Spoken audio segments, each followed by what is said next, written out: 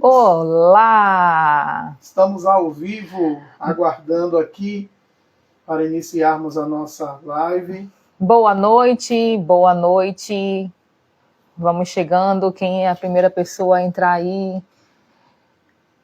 Adriana. Não, Adriana, de novo. Olá!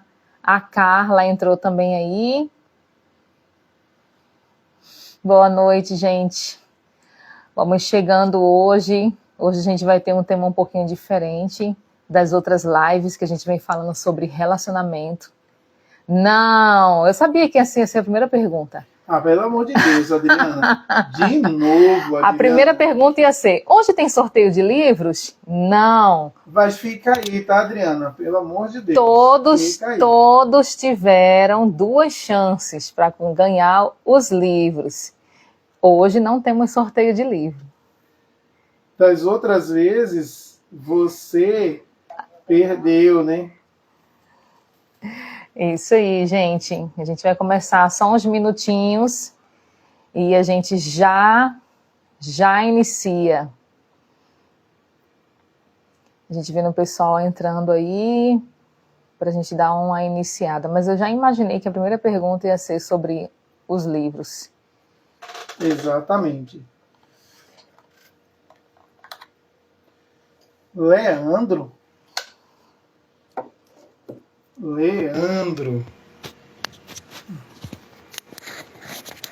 Não, Cássia, de novo, não tem livro. Seu livro fake. Você está solicitando para participar do vídeo, não vou deixar. Carla, depois você assiste. Quando você chegar, vai assistindo. Pelo menos 1 horinha a gente vai ficar por aqui. Boa noite, Bruna. Boa noite. Lé entrou também aí, ó. Leia. Lé não entrou não, gente? Solicitando. Não, ela está tentando entrar na live. Clica aí em ver, para ver o que a gente pode autorizar aí, no ver ali de lado. Não, é para ver se autoriza ela a fazer o pedido de vídeo, a chamada de vídeo. Ah, tá. Aqui, são 2 pessoas. É só entrar, Leia. Aí, Leia entrou. Leia já disse oi aí, ó. Muito boa noite, Leia. Agora, cadê a turma de Recife? Não chegou ninguém ainda, hein? Turma de Recife. Não, a Bruna tá aí. Ah, Bruna tá aí já. Bruna é de Pernambuco. A Bruna é de qual cidade? Eu nem sei. Bruna, você é de que cidade lá de Recife, de Pernambuco?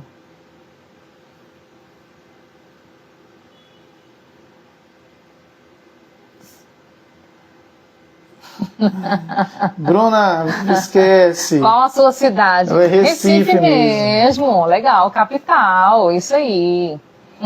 Chique, boa viagem. Muito bem, isso aí. Boa noite, Amadeu. Hoje, Bruna, é sobre saúde mental, Setembro Amarelo. E também tem a ver com casamento, que casamento às vezes estressa, né? Aí a gente vai ter que tratar a saúde mental para dar conta no casamento dos maridos. Né? Isso aí. Do mar de lá, né, Bruna? Porque...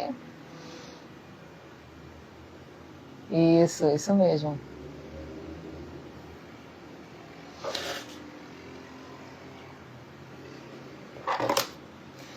É isso aí, gente. Hoje nós vamos falar de um tema muito, mas muito importante, que é sobre saúde mental.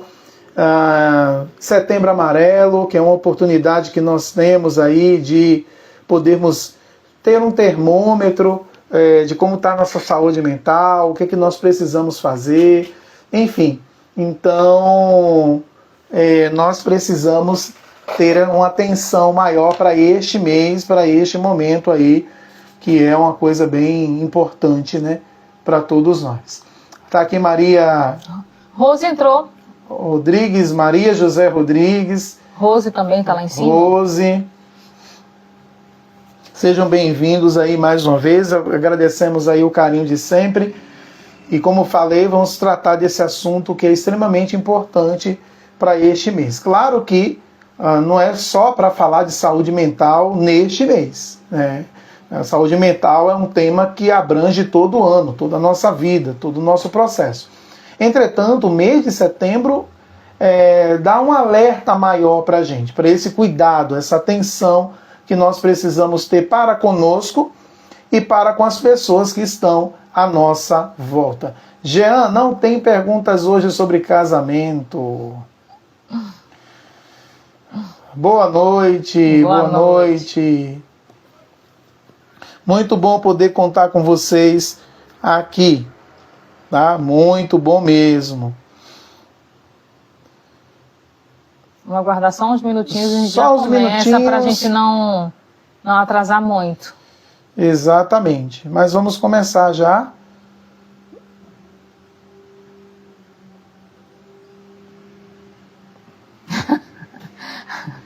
O Jean tinha uma lista de perguntas aí, ó. Ai, Jean.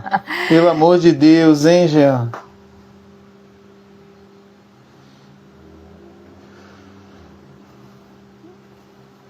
Então, gente, vamos esperar as pessoas chegando aí, mas já vamos começar para a gente não perder muito tempo, não é? Então, a gente já começar a falar um pouquinho sobre esse Setembro Amarelo, que vocês já têm ouvido falar muito sobre o Setembro Amarelo. Mas eu queria introduzir um pouquinho e a gente vai falar hoje um pouco, né? Eu vou trazer para vocês a listinha do que a gente vai falar hoje. A gente vai falar um pouquinho sobre a data.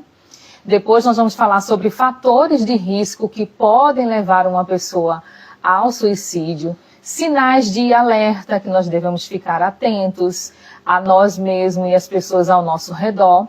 E vamos encerrar falando de como oferecer ajuda, que é uma das coisas que mais também importam, porque a gente fica meio preocupado, como que a gente vai ajudar essa pessoa? O que eu faço exatamente, né? Então, a gente vai falar um pouquinho sobre isso. Esse é o nosso objetivo dessa noite. E aí eu queria iniciar com vocês falando uma curiosidade sobre essa questão do Setembro Amarelo, né? Por que setembro? Por que amarelo? Não sei se vocês já ouviram falar da história, mas aí tudo começa lá nos Estados Unidos, com o jovem chamado Mike Remy. E aí, em 1994, ele, lá nos Estados Unidos, comete suicídio. Ele é um jovem e ele comete suicídio em 94. E essa campanha, ela chega aqui no Brasil em meados de mais ou menos 2003. Então, por que virou Setembro Amarelo? Porque ele se suicidou dia 8 de setembro de 1994. Então, já ficou logo preso o mês de setembro. E a questão do amarelo, exatamente, o Mike, ele tinha um carro, um Mustang amarelo, que ele reformou, que ele refez esse carro, ele gostava de trabalhar com isso. Ele tinha esse carro que era a paixão dele. No velório dele, a família decidiu dar uma fitinha amarela para todo mundo, em homenagem, porque o carro dele era amarelo. Depois disso, começaram a ter programas, eles fizeram programas que se chamava de início Fita Amarela. Era o programa para ajudar as pessoas que estivessem passando por problemas e essas pessoas precisassem de ajuda para prevenir esse suicídio. Então, o início foi o programa Fita Amarela, depois se tornou o Setembro Amarelo lá. E aqui no Brasil, a gente pegou isso, como eu falei, em 2003, transformou em Setembro Amarelo, sendo o mês de prevenção ao suicídio, de a gente focar um pouco mais sobre isso. E a data mais importante aqui do mês de setembro mesmo é o dia 10.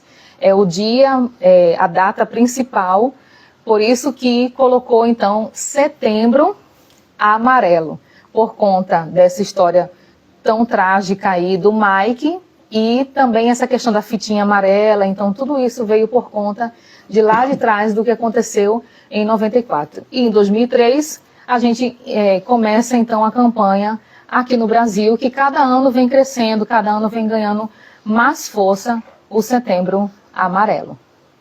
Isso aí, e isso serviu de alerta porque, de certa forma, a saúde mental em si foi muito negligenciada ao longo dos anos. Agora que estamos tendo uma abertura maior, seja em empresas, nas igrejas, nas famílias, nos ambientes pelos quais frequentamos, agora nós estamos vendo meio que sutilmente uma abertura para essa área da nossa vida.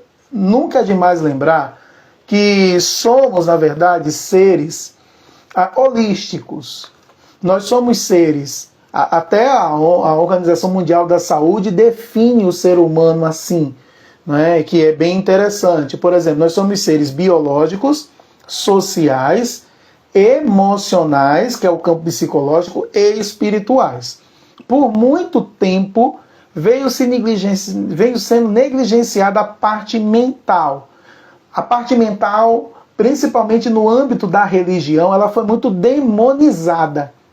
E desconsideramos o ser humano como um todo. O ser humano é um ser biológico, existem coisas que nascem com ele, que tem nele, que ele vai adquirir questões em relação a isso. Ele é um ser social, ele é um ser emocional e ele é um ser espiritual. Definir o ser humano apenas por um viés é você, de certa forma, reduzir a capacidade do ser humano de ser ele mesmo. Então, por isso que pensando nessa ideia e agora nessa abertura que temos para falar sobre isso abertamente, sem nenhuma dificuldade, existem os fatores de risco, tá? Ou seja, quem são as pessoas mais suscetíveis a essa ideia da saúde mental fragilizada a ponto de serem levadas ao suicídio? Em muitos casos, não é? Então, quem são esses fatores? Quais são esses fatores de risco? Eu separei aqui algumas delas, temos muitos fatores, mas eu queria destacar somente algumas delas, né? O primeiro fator de risco que eu separei aqui são os problemas já de saúde mental.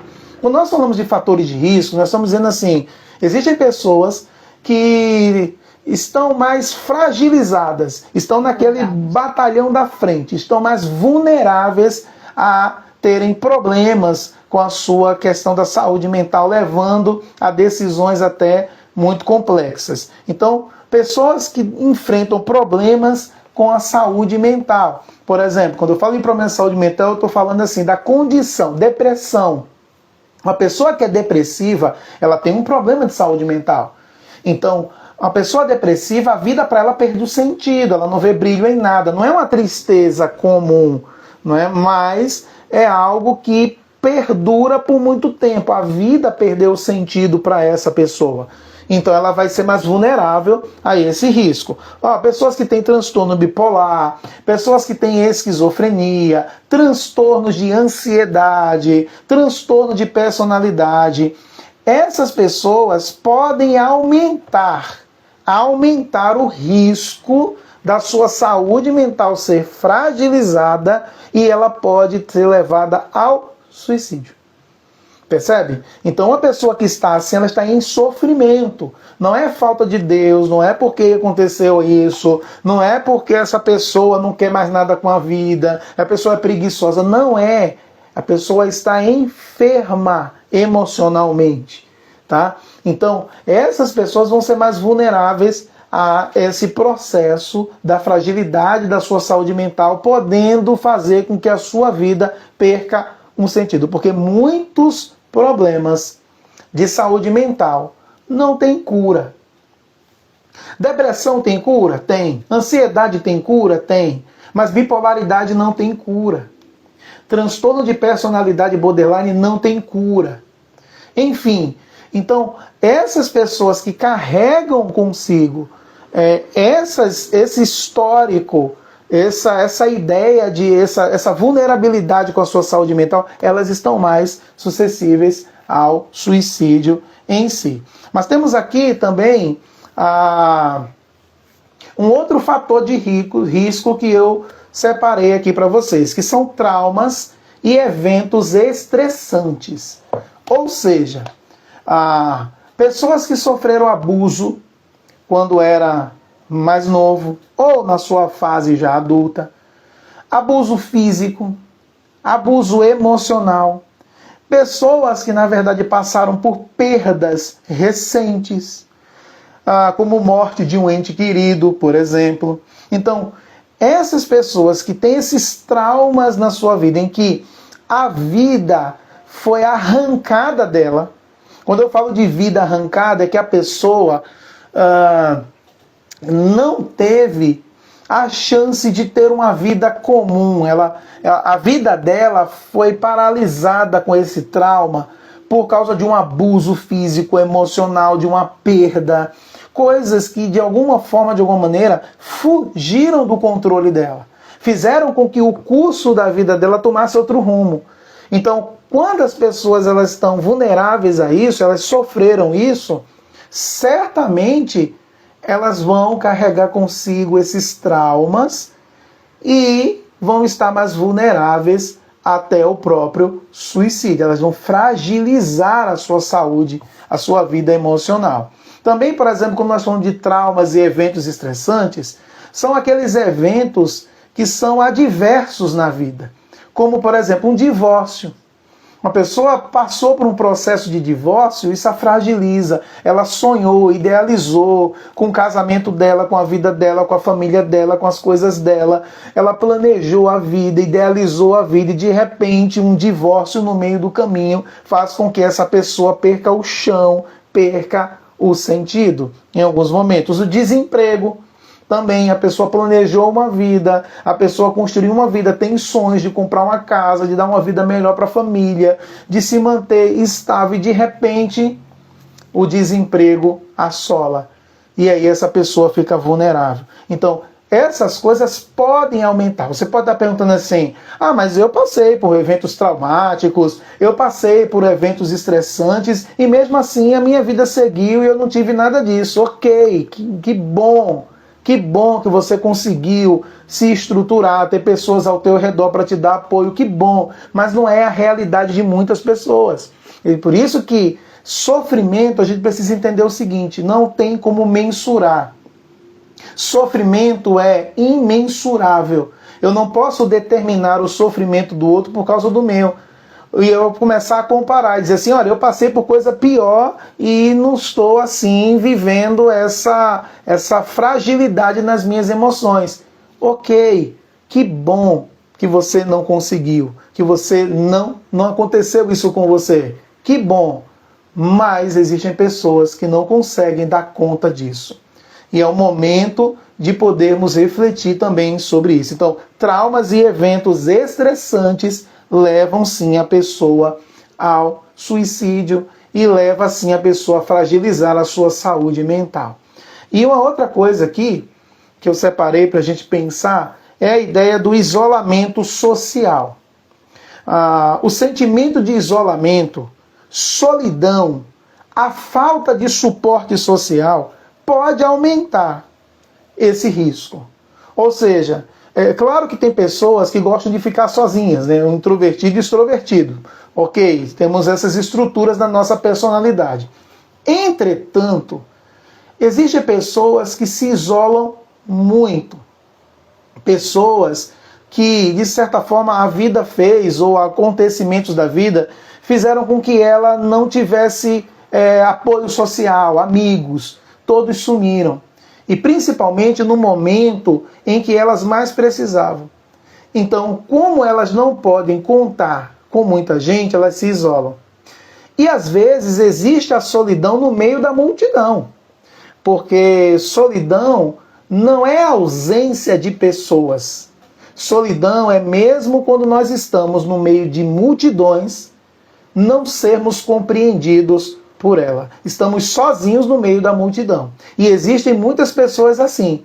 Estão cercadas de pessoas ao seu redor, mas ela se sente sozinha. E por que ela se sente sozinha? Porque ninguém compreende. Se ela diz que ela está com depressão, ela é acusada. Se ela diz que ela está com ansiedade, só é correr que melhora. Se ela diz que está com algum problema de ordem emocional, as pessoas ridicularizam. Então ela se isola. Ela está sozinha no meio da multidão. Existem pessoas ao redor dela, mas as pessoas não a compreendem.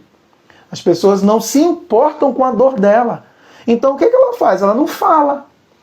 Ela vai alimentando aquilo, ela vai guardando aquilo, porque se ela falar, ela é julgada, se ela falar, ela é culpada, se ela falar, ela está errada, se ela falar, isso pode trazer mais problemas para a vida dela, enfim, e ela se isola. Então ela sofre sozinha. E aí vem o sentimento de isolamento, de solidão, a falta de suporte social. Lembre de uma coisa, solidão não é a ausência de pessoas. Solidão é mesmo você estando no meio da multidão, cercado de pessoas, mas você não ser compreendido por ela. Então isso vai levar à solidão. Então, bom, tem vários e vários fatores de riscos aqui, mas como o nosso tempo da live é curto, nós não podemos nos estender em relação a isso, tá bom? Então a Fernanda vai trazer aqui para vocês alguns outros detalhes, alguns sinais de alerta. Eu trouxe aqui os fatores de risco. A Fernanda vai trazer aqui para vocês os sinais de alerta aqui, tá bom?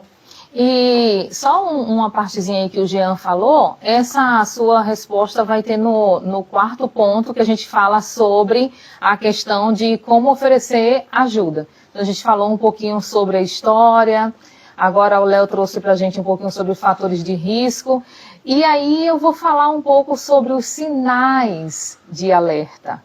Claro que temos diversos sinais de alerta, e para isso a gente precisa primeiro estar atento ao outro.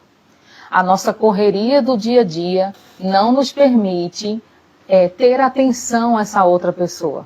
E até a nós mesmos, né? A gente negligencia a nossa saúde mental e não tem tempo nem para nossa, e quanto mais para ouvir as pessoas, para estar atento a um olhar diferente da pessoa, a um comportamento diferente da pessoa. Então a gente precisa primeiro estar atento às pessoas que estão ao nosso redor.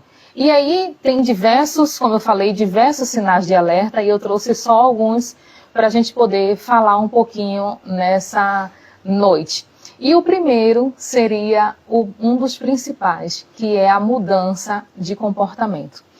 E aí, gente, eu queria deixar claro assim, claro que se uma pessoa, vamos imaginar assim, uma pessoa passou por um luto traumático, provavelmente essa pessoa ela vai mudar o comportamento dela. Então ela vai ficar mais entristecida, ela vai chorar mais, ela vai negligenciar algumas coisas na vida dela e etc. Mas ela passou por algo muito traumático. Não quer dizer que essa pessoa, por exemplo, queira cometer suicídio, mas também pode acontecer. A questão é mudança de comportamento de uma certa forma, sem a gente perceber, sem justificativa. Então a gente pensa nessa mudança grande de rotina que pode acontecer. Ela começa também a negligenciar, por exemplo, a sua higiene pessoal.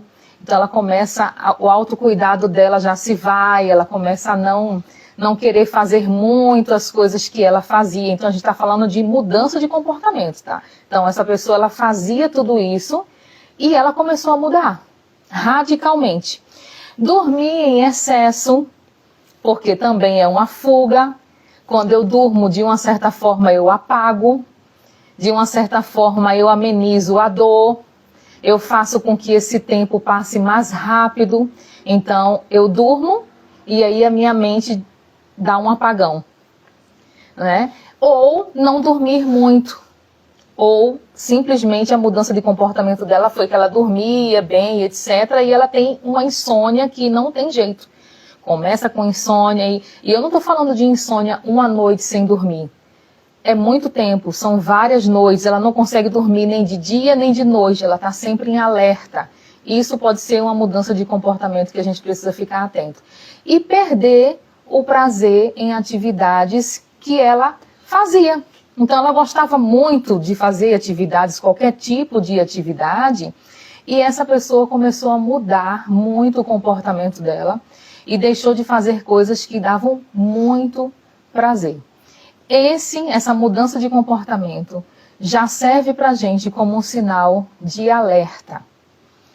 O outro sinal de alerta, que aí esse é um pouco mais radical, são as pessoas que expressam isso verbalmente. Frases como, eu gostaria de morrer. Frases como, eu não aguento mais o que está acontecendo na minha vida. As pessoas estariam melhor sem mim. A gente, por exemplo, ouve frases assim, como, por exemplo, meu filho, tem gente para tomar conta dele. Tem gente para tomar conta do meu filho. Isso eu estou falando de pais e mães com crianças pequenas. Ele não vai ficar descuidado, vai ter gente para tomar conta. Então, essas frases são frases que assustam muito. Outra também não vejo mais saída para o que está acontecendo. E aí a gente meio que se desespera em pensar assim, mas como que eu vou pensar em relação a isso? Como que eu vou ajudar? Que a gente vai falar sobre isso daqui a um pouquinho. Se eu ouço uma frase dessa, e é uma frase que está sempre em repetição, a gente está falando de um problema que aconteceu com a pessoa, e que esse problema aconteceu e ela está muito nervosa, muito estressada, e aí ela diz, eu não aguento mais esse problema, eu acho que eu não mereço, não tenho mais que viver. É uma coisa constante. A frase sempre está vindo, sempre está repetitiva. Em alguns momentos ela até começa também a se organizar em relação a isso. Quando ela fala, meu filho vai ficar bem, minha mãe não vai se preocupar muito, meu marido arruma outra mulher, minha mulher arruma outro marido. São esses tipos de frase que a gente precisa ficar atento. E um outro fator, sinal de alerta, também tem a ver com o comportamento, que é um comportamento autodestrutivo, que a gente conhece muito como se colocar em risco. Então, uma pessoa que ela, do nada, começa a se colocar muito em risco, isso também pode ser um sinal de alerta. Se é uma pessoa, por exemplo, que já tem um vício de beber ou de usar outros tipos de droga, ele intensifica mais esse uso, então ele vai beber mais, ele vai usar outros tipos de droga para fazer com que ele, por exemplo, entre numa overdose aí. Porque também essas pessoas, em alguns momentos, elas são pessoas que elas pensam, mas elas não têm muito a coragem. E aí, assim, se eu me colocar em risco, logo eu não me matei. Então, se eu bebo muito e vou dirigir, e eu bati com o carro e eu morri, não foi suicídio. Então, a gente tem que pensar nesses comportamentos que a pessoa tem, que ela começa a pensar na autodestruição. E aí a gente pensa, como eu falei, no excesso, a gente pensa em dirigir em alta velocidade, a pessoa se coloca sempre tentando se envolver em brigas, discussões, ela vai se envolver em grandes problemas, porque se acontecer alguma coisa, vamos imaginar que eu entrei numa briga e a pessoa fez alguma coisa comigo, logo, não fui eu que me matei. Entrei numa briga, mas qual era a minha intenção exatamente? Qual é a minha intenção, se a gente for parar para pensar, numa pessoa que bebe muito e ela pega o carro e dirige? Qual é a intenção? Então a gente precisa pensar um pouquinho sobre esses sinais de alerta que às vezes a pessoa pode estar colocando ali. Uma das coisas que até essa semana eu estava conversando com o Léo sobre isso, que a gente estava montando, organizando as palestras para esse mês, e aí a gente passou por uma experiência há pouco tempo, de uma pessoa um pouco próxima nossa, em relação de saber que tinha uma doença que precisava de um acompanhamento muito sério, de um tratamento muito sério, e essa pessoa disse, eu não vou fazer o tratamento. Essa pessoa, de uma certa forma, como a gente meio que conhecia ela, essa pessoa ela já tinha um comportamento um pouco difícil, de lidar em relação à vida e etc. Ela já era, de uma certa forma, um potencial de suicídio. Ela já era uma potencial suicida. E ela descobriu essa doença. E ela decidiu não fazer o tratamento.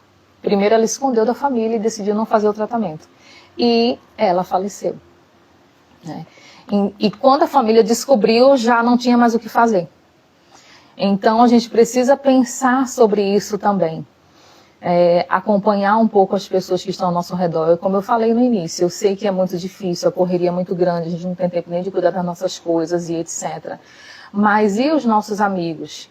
E os nossos familiares? E de vez em quando a gente mandar uma mensagem, perguntar como é que tá, ou dizer, estou aqui à disposição, precisando, me chama, como que é. Então, são essas coisas que a gente precisa ficar atento, porque são sinais de alerta de coisas que podem estar acontecendo ao nosso redor e a gente não está conseguindo enxergar, porque nem sempre teremos frases como essa, eu quero morrer, a vida não significa nada, nem sempre. Na maioria das vezes vai estar muito silencioso. E aí a gente vai descobrir da pior forma possível. Então a gente pode pensar um pouquinho sobre esses sinais de alerta aí. Temos diversos, mas eu quis trazer um pouquinho desses aí como principais para a gente conversar um pouquinho essa noite. E a grande pergunta que fica para a gente é: o que a gente faz? O que a gente faz quando a gente convive com pessoas que apresentam exatamente essas características que foram apresentadas aqui? E também tem a questão, né, do que eu faço comigo se eu estou nessa zona de risco e estou apresentando também essas características. Então vamos caminhar nessa direção brevemente, né, em relação a isso. Se você convive com pessoas que apresentam essas características, que de certa forma elas são potenciais de risco, o primeiro ponto, escute essa pessoa. Por que eu estou falando isso? Porque escutar está disponível para fazer com que essa pessoa ela sinta que você está ali, não para julgá-la, mas para ouvi-la. Sabe por que muitas pessoas não falam? Porque elas se sentem julgadas. E por elas se sentirem julgadas, elas não falam. Rubem Alves tem uma frase muito interessante em um dos seus livros, até sobre educação. Ele diz assim: existem muitos cursos de oratória sendo oferecidos pelo mundo afora, mas deveria ter um tipo de curso incentivado que esse não é, que é escutatória. O Rubem Alves vai dizer isso, que de certa forma queremos falar, porque esse é o grande problema, né? Porque a gente quer ter o que dizer para essa pessoa. A gente fica naquela ansiedade de querer falar alguma coisa para essa pessoa. E às vezes é só escutar. Na maioria das vezes é só escutar. Precisamos, como dizia Rubem Alves, ter a prática da escutatória, sem julgamento. Saber que precisamos acolher o sofrimento dessa pessoa. Leve a sério o que essa pessoa fala. Ela precisa saber que o sofrimento dela não é besteira para você. Ela precisa saber que o sofrimento dela é percebido por você. Então, trazer para perto para ouvir é não julgar as suas questões. Então, às vezes, tudo que uma pessoa precisa é de alguém que a escute. Então, vença, como a gente diz nos nossos jargões, né? Vença a tentação de querer falar alguma coisa. Apenas escute, acolha, traga para perto. Como já foi falado, manda uma mensagenzinha perguntando como a pessoa está, o que é que ela sente. E isso vai fazer com que essa pessoa se sinta acolhida. Nem sempre você falar vai resolver alguma coisa, mas escutar, sim, vai resolver muitas questões na vida dessa pessoa. E só uma pausinha, Léo, só te atrapalhando um pouco, né? Quando a gente fala dessa questão de ouvir sem julgamento, é muito triste quando a gente ouve, por exemplo, em alguns atendimentos, as pessoas dizendo: eu vim para a terapia porque aqui eu sou ouvida sem julgamento. Só aqui eu sou ouvido sem julgamento. E aí eu me pergunto assim, o que é que nós estamos fazendo? Cadê os amigos? Cadê os familiares? por que essa pessoa não consegue ter acesso? E ela tem que vir para a terapia porque só aqui ela é ouvida sem julgamentos. A gente precisa repensar sobre isso. Não é? O Amadeus cita aí a questão da empatia. Eu acho muito bonita essa expressão empatia. A psicologia se apropria disso, que é a capacidade de se colocar no lugar do outro, enfim.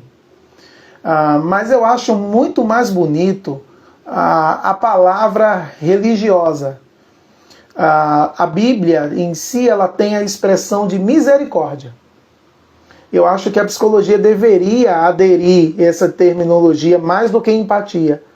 Mas a terminologia misericórdia é você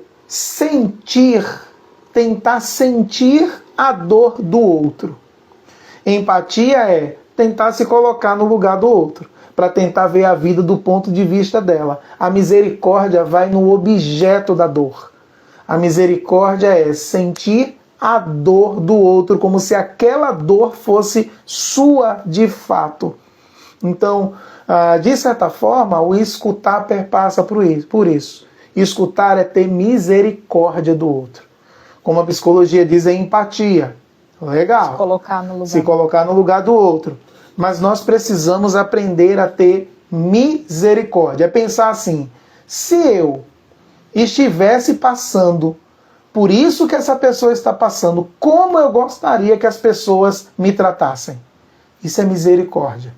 Então, uma forma de ajudar é escute. Lembra de Rubem Alves? Tem muito curso de oratória, mas precisamos ter um curso de escutatória para a gente aprender a escutar. Não é? Mas uma outra coisa é converse. Tenha escuta, mas converse. Incentive a pessoa a falar sobre seus sentimentos, o que ela está sentindo. Porque no momento que você escuta, no momento que você, de certa forma, se coloca à disposição para ouvir essa pessoa, de certa forma ela vai ganhando confiança em você.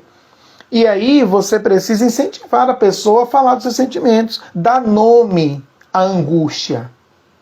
Porque tem momentos que a gente pergunta para as pessoas assim, o que você está sentindo? Ela vai dizer o quê? Eu não sei. Eu estou sentindo, mas eu não consigo expressar. Então ajude essa pessoa a dar nome à sua angústia. Porque ele está em sofrimento e ela precisa dar nome àquilo para que até você consiga saber que direção você vai tomar. Agora, se você não sabe o que fazer com essa pessoa, busque ajuda de pessoas que você sabe que vai ajudar e não pessoas que vão criticar, certo? Então busque ajuda. Se notar sinais preocupantes, encoraje essa pessoa a buscar ajuda. Ou você mesmo se coloca à disposição para poder se oferecer como ajuda para essa pessoa e dizer assim, olha, talvez eu não consiga te ajudar, mas eu sei quem pode te ajudar. E aí você direciona essa pessoa para uma ajuda, tá bom? E isso serve para você também que está sentindo essas angústias. Nós falamos até aqui o que fazer com a pessoa que está sentindo angústia, mas talvez você seja essa pessoa. Então, vença o medo de buscar ajuda. É a tua vida que está em jogo. Escutou isso? É a tua vida. Ninguém pode viver a vida por você. É você que tem que vivê-la.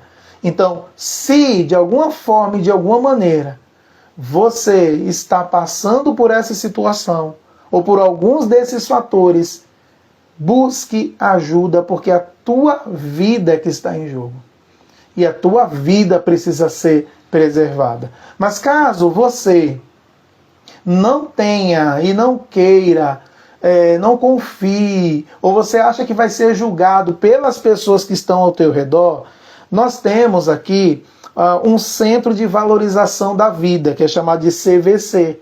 Então, o CCVC é 188, e você pode ligar para lá. E quem é que vai te ouvir lá? Olha só as características do CVC. CVV. Quem é que vai te ouvir lá? Quem vai te ouvir são psicólogos, psiquiatras, líderes religiosos. para você entender como a espiritualidade pode ajudar na saúde mental, que o CVV trouxe para isso. É só ligar, você liga 188 e vão te ouvir, você vai falar, ele vai te dar toda a orientação do que você precisa fazer. Seja psicólogos, sejam psiquiatras, sejam líderes religiosos, estão lá para poder te ouvir, te direcionar da melhor forma possível. E é gratuito esse serviço. Você pode ligar 24 horas. 24 horas. E eles vão estar. Isso é acolhimento. Então acolha essas pessoas, direcione, mas também se acolha e busque ajuda. Porque temos certeza que essa dor vai passar na sua vida. Então, estamos promovendo essa live para dizer para você assim, a tua vida importa, a tua vida é especial. Tem muita coisa que você pode fazer ainda, ressignificar a sua vida, fazer as coisas que na verdade você tanto sonhou em fazer, que em algum momento se perdeu ao longo da tua vida, mas ainda há esperança, ainda há chance que você pode ressignificar a história da tua vida. Bom, pensando nisso, não é? Nós estamos aqui chegando ao final do nosso discurso, da nossa live. Espero que tenhamos ajudado aí vocês a ter uma clareza, a entender algumas coisas e vamos seguindo juntos nessa jornada. Fernanda, tem alguma coisa a acrescentar? Se você quer compartilhar essa live com... Já é um início, né? Alguém que precisa assistir, que precisa ouvir um pouquinho sobre isso, você tem como compartilhar a live aí no Instagram das pessoas, para que elas possam assistir depois. É um momento muito curto, então dá para a pessoa assistir pelo menos um pouquinho. Talvez essa pessoa precise muito, né, de ouvir um pouco sobre isso. E como o Léo falou, se você percebe que tem alguém ao seu redor que precisa de ajuda, ajude essa pessoa de alguma forma. Se você não consegue, procure alguém que possa ajudar, acompanhe essa pessoa. Às vezes a ajuda que ela quer por exemplo, ela vai fazer um exame muito complicado, muito difícil e ela não tem ninguém para ir com ela. Se ofereça, faça um sacrifício e consiga ir com essa pessoa para que ela seja acolhida. Então tem tantas coisas que a gente pode fazer, não só a questão de ouvir, mas você sabe que a pessoa está doente ou qualquer coisa desse tipo, coloque-se, dê uma ajuda para ela, tente se colocar no lugar dessa pessoa, tente acolher essa pessoa de alguma forma, porque eu acho que são essas coisas mais simples que são muito importantes. Às vezes a gente tem muito medo da questão, por exemplo, um exemplo da questão financeira, né? Então, vai me pedir dinheiro e etc. Não, às vezes a gente quer uma coisa mais simples, a gente quer uma fala, a gente quer uma acolhida. Então, eu espero que vocês tenham gostado um pouquinho desse pequeno momento da live aí. E durante o mês a gente vai trazer muito conteúdo também sobre isso, sobre saúde mental, nas nossas redes sociais. E tem algumas pessoas aqui também que vão receber a gente nas suas igrejas, empresas e etc. Esse mês de setembro a gente está fechando algumas agendas aí. E aí nas igrejas e empresas aí é um pouco mais profundo, a gente vai mais a fundo porque tem um pouquinho mais de tempo para a gente falar sobre a saúde mental. Mas muito obrigado por estarem aqui com a gente, todos que entraram, familiares, amigos, de longe, de perto, que estão aqui conosco, a turma da igreja também, da nossa igreja, e que bom que vocês estão aqui com a gente. Foi muito bom ouvir também um pouquinho de vocês aí, das experiências de vocês, do que vocês vêm passando, e dos familiares e de pessoas próximas. Então, vocês têm já experiência na prática. Então, se utilizem disso, e que a gente possa daqui a um pouco também pensar em outras lives para estar junto com vocês. Mas muito obrigado por essa noite, por estarem aqui com a gente. Uhum. Certo, Jean, certo. Vamos na próxima tentar nos organizar o tempo nesse sentido. A Maria José, a esposa aí do Amadeu, está dizendo assim, né? O senhor já veio almoçar aqui em casa. Agora falta o senhor trazer sua esposa. Eu e minha esposa estamos aguardando. Sabe de quem é a culpa? Acho justo, muito justíssimo isso, tá? Eu acho muito justo que ele foi almoçar sozinho, recebeu um banquete lá e eu estava fazendo o quê? Trabalhando. Não foi por causa disso? Cada um nas suas questões. Mas a culpa é do Amadeu. A culpa é do Amadeu, que ele não marca. Inclusive, irmã, pega o celular dele hoje. Tem uma conversa nesse sentido aí, mas ele tá me descartando, tá bom? Mas é isso. Gente, é isso, um prazer, tá? E podem nos convidar para almoçar, jantar, tomar café da manhã. A gente está à disposição aí para estar com vocês. Um fim de semana abençoado para todos vocês aí. Se cuidem, vamos divulgar o Setembro Amarelo, vamos divulgar a saúde mental, vamos falar sobre isso, vamos abrir os espaços para a gente falar sobre isso, para que a gente possa cada vez mais diminuir os índices de suicídios, que estão tão grandes e cada vez mais aumentam. Então a gente precisa trabalhar para que esses índices diminuam. Tá bom, gente? Um grande abraço e um bom fim de semana aí para vocês. Valeu, gente. Deus abençoe você e a sua família, tá bom? Obrigado. Tchauzinho. Aí pelo carinho de sempre. Tchau, tchau.